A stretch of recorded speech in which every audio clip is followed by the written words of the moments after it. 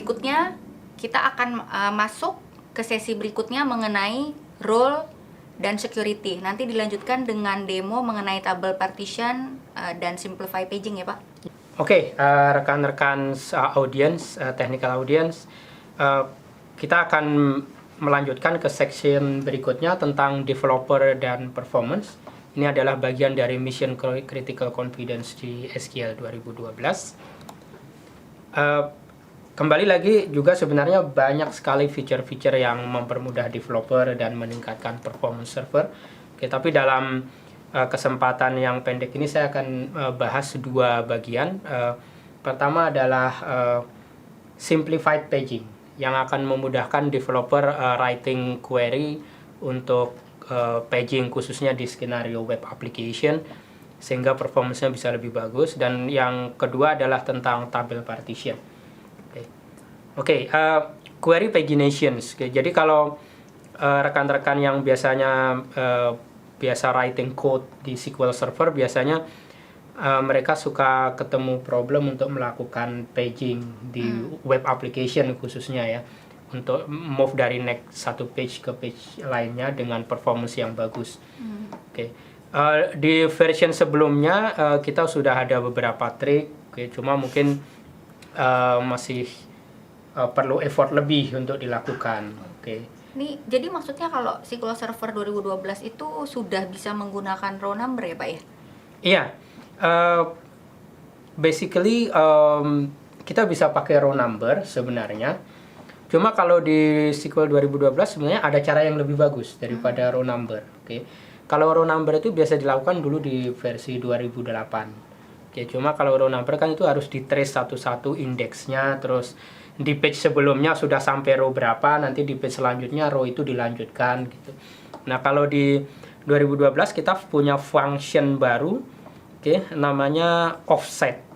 Jadi dengan function offset sama fetch next, itu kita bisa langsung masukkan parameter saja.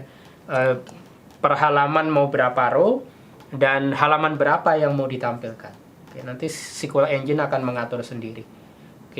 Jadi ini di screen kurang lebih query-nya seperti itu, nanti lebih jelas akan kita demokan. Oke, itu tentang query paging. Yang selanjutnya adalah table partition. Biasanya ini jadi problem kalau data di satu table itu sudah sangat besar sekali, sehingga performance query menjadi berkurang karena dia harus scanning data yang sangat besar. Nah, kemudian ada solusi tabelnya di partition. Misalnya kita punya data 10 tahun, terus di partition 1 tahun 1 partisi. Jadi kita punya 10 partition. Sehingga ketika query dilakukan, itu bisa langsung lompat ke partition. Instead of scanning the whole tables. Di version sebelumnya itu kita sudah punya table partition itu di SQL 2008, 2008 R2. Cuma itu limited ke 1000 partition saja. Nah, kalau di SQL 2012 kita by default kita sudah support sampai 15.000 partition. Di SQL 2008 sebenarnya kita bisa buat dia itu lebih dari 1000, tapi kita harus upgrade dia ke SP2. Atau SQL 2008 R2 SP1. Tapi yang jadi problem biasanya nanti compatibility, karena kalau kita punya server misalnya 20 server dalam satu company, yang 2 server udah SP2, yang server lain masih belum pakai SP, nanti biasanya akan ada isu compatibility. Jadi kalau di 2012 sudah by default 15.000 partition. Pengalaman Bapak cukup Pak? 15.000? Oh, itu lebih dari cukup. Ya, jadi ini misalnya kalau di industri seperti telecommunication, banking kan datanya besar sekali. Dia pengen bikin partition satu hari satu partition misalnya.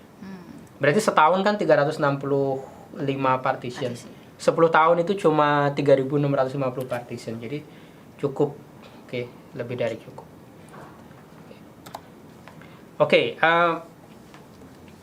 Sekarang yang sering jadi problem juga partition ini ketika kita mau merebuild index. Jadi kalau table yang sangat besar itu kan biasanya diberi index untuk improve performance.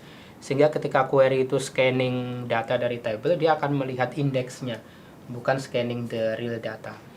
Nah, biasanya kalau table sangat besar, partitionnya banyak, ketika di index dia jadi lama juga.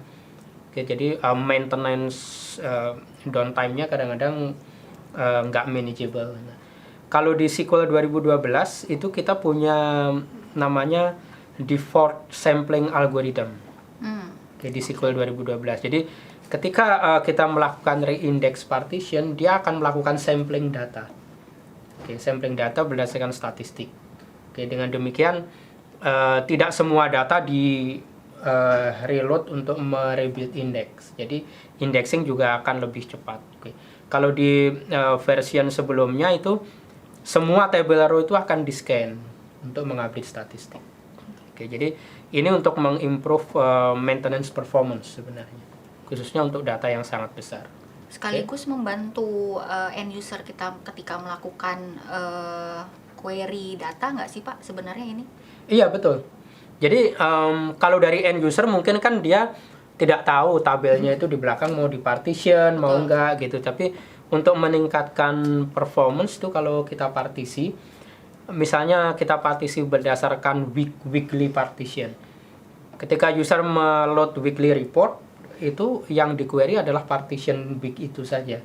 Sehingga query performance akan lebih cepat. Oke, sekarang kita akan lihat demo. Ada dua yang mau saya demokan. Pertama table partitions dan kedua simplified paging. Oke.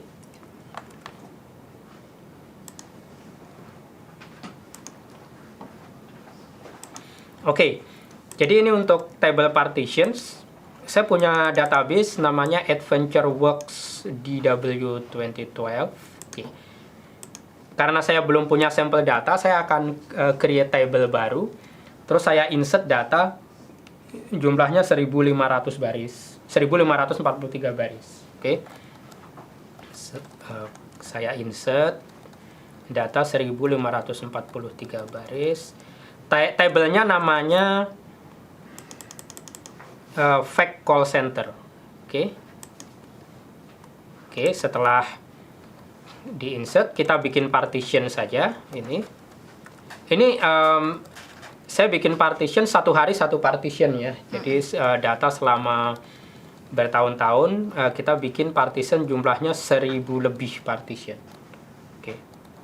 Jadi ini untuk menunjukkan bahwa kalau di SQL 2012 by default dia udah bisa support partition di atas 1.000. Oke.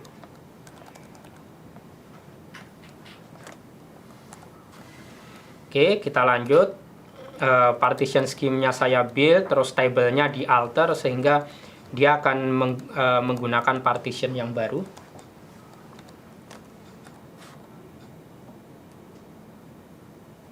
Oke, setelah selesai, sekarang kalau saya query ini untuk melihat metadatanya, dia kelihatan dia ada 2.000 partition nih. Kita langsung ke bawah. Nah, ini ada 1.045 partition. Oke. Ada 1.045 partition, dan kalau dari perspektifnya developer dia tidak perlu rubah query ya, dia langsung aja query ke table ini seperti biasa, dia tidak perlu tahu bahwa di dalamnya ada partition atau enggak. Jadi dari sisi aplikasi tidak ada yang perlu dirubah. Oke. Nah, sekarang kita lanjut short demo yang kedua, itu tentang simplified paging. Oke. Jadi ini stored procedure yang pertama, ini traditional paging yang teman-teman mungkin biasa lakukan di version yang sekarang. Nah, yang stored procedure yang kedua ini adalah yang paging yang menggunakan fiturnya 2012. Saya buat dua stored procedure. Nah, sekarang saya mau execute dua stored procedure ini. Jadi ini yang tradisional yang biasa kita pakai cara sekarang, ini menggunakan pendekatan SQL 2012. Oke, kita akan lompat ke page 3, 12 row. Oke. Jadi ini sengaja statistiknya saya nyalakan biar kita tahu perbedaan performance-nya. Execute. Oke, jadi yang atas ini cara tradisional, yang bawah ini cara SQL 2012. Tidak ada perbedaan dalam hal hasil, tapi kalau kita lihat di logical read-nya kelihatan. Oke, Oke, kalau pakai cara tradisional dia ada 3 logical reads. Kalau pakai cara SQL 2012 dia cuma 2 logical reads. Oke, karena ini datanya kecil mungkin perbedaannya nggak besar. Tapi kalau datanya besar, ini sangat impact ke performance-nya sangat besar. Apalagi kalau website biasanya diakses ribuan user kan ya. Gitu. Oke, jadi itu demo untuk section developer performance.